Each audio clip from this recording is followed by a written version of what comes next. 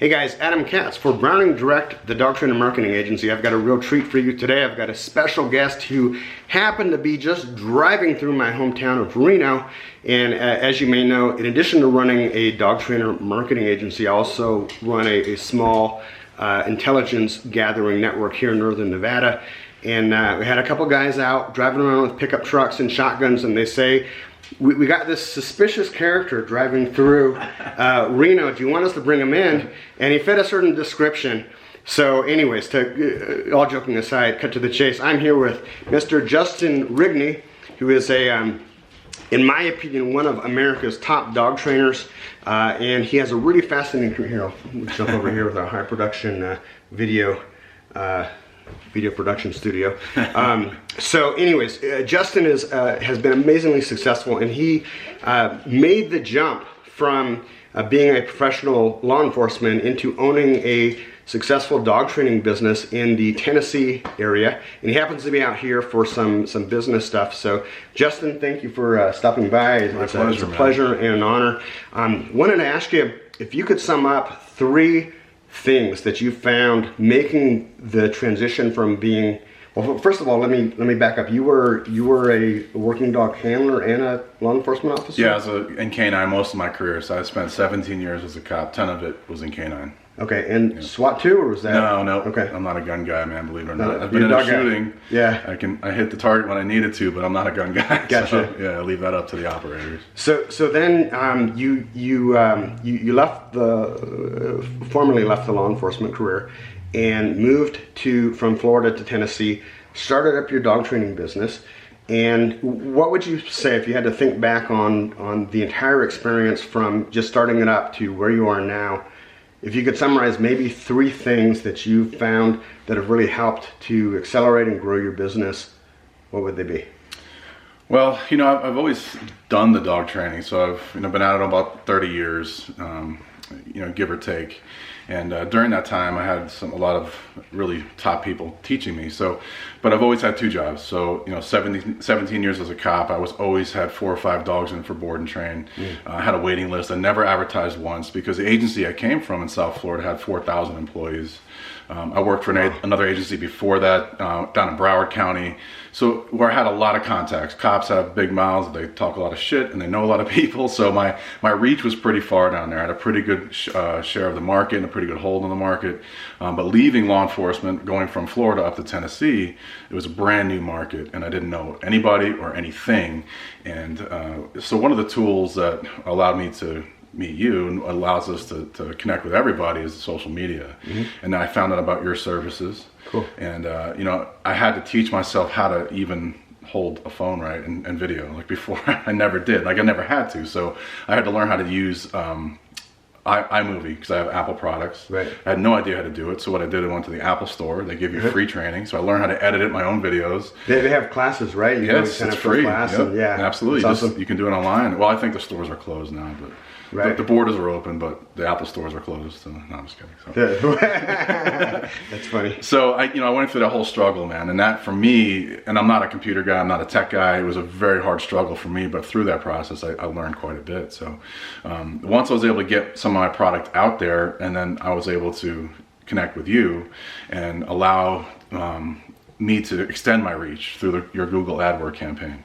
I was doing my thing on social media, and there's a whole algorithm that I don't even still have a grasp to. I've grown a little bit. We're still trying to move the needle on social media, but as soon as I plugged into your system, man, the phone started ringing. Thank you. Like inundated with calls, man. And it was plug and play. You made it very simple for us, and I'm very, very grateful for that opportunity, man. That's why. My pleasure to work with you and help you in a small way. And I spread the word as much as I can, man. Try to send everybody your way. Because, appreciate that. My buddy Aaron Taylor, we're both teaching on the Blue Line Conference coming up. And his segment is, his passion is about giving cops the tools to be able to push go and bounce from law enforcement immediately if they have to, because it's a volatile environment. There used to be a very stable, it used to be a career that you knew it was very difficult to get fired.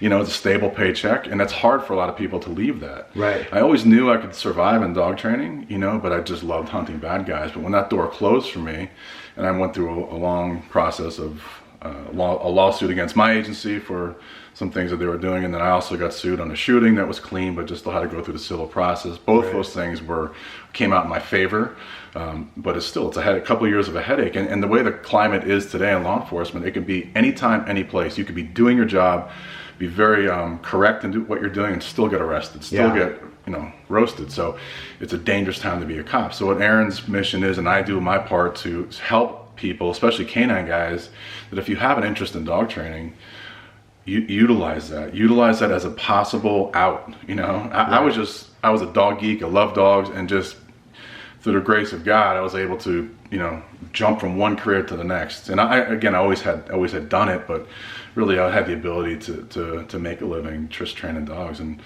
the only downside I see right now is I should have done it a lot sooner. Right, right.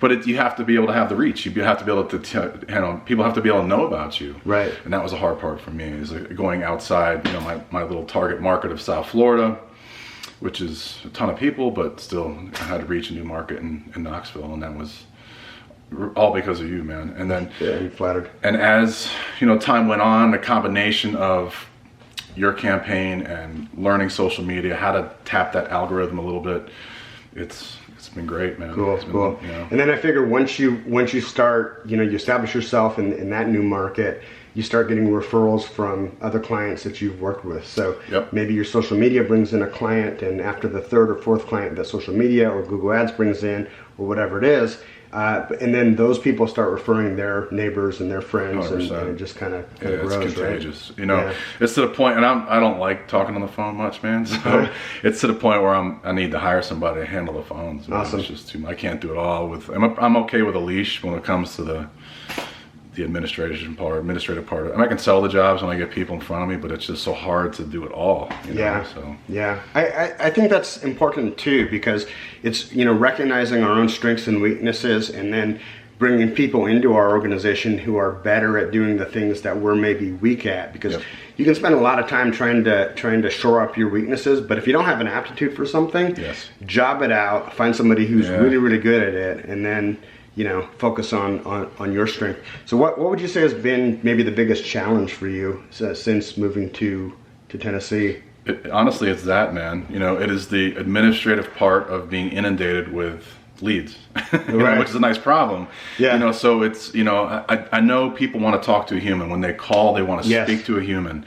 And I'm not so great at that. I think you speak really well. Well, that's not that. It's the fact that when I'm ingrained in something, when I'm doing something, I don't want to break free. I want to be able to get to the calls later. So what I have is a little cut and paste thing about folks that say, "I'm sorry I missed your call. I really appreciate the fact you reached out to us. You and your dog are very important to us. Here's the look at our programs. I'll call you back as soon as I can." Usually I have all kinds of dog snot on my hands, and I can't get to the phone, because it really is just me. I'm the landscaper, I'm the marketing guy, I'm the dog trainer, I'm the internet guy. So it's a byproduct of multitasking. So I know they want to speak to a human, and that's where I kind of fall off, is that I send them that cut and paste. But the flip side with that is I can kind of get rid of some tire kickers that way, because they already have the prices and that cut and paste. They have all the information, they have the programs and all the links to our pages, so they can see what I do. They can see I put thousands of videos out of training and a lot of instructional training that gives them an idea of what I do. Nice. So maybe I'll lose some folks that way, but the kennel's full and I got a waiting list, so we're okay. Something you're doing is working. That's we're that's okay. What counts. Keep doing what you're doing. So. Cool. Hey, I'm Adam Katz, Fort Browning Director of the Dog Trainer Marketing Agency. Hopefully this has been insightful and helpful. Again, I'm going to look at you through the camera. I can't thank you enough for stopping by and sharing some tips of knowledge, shared wisdom.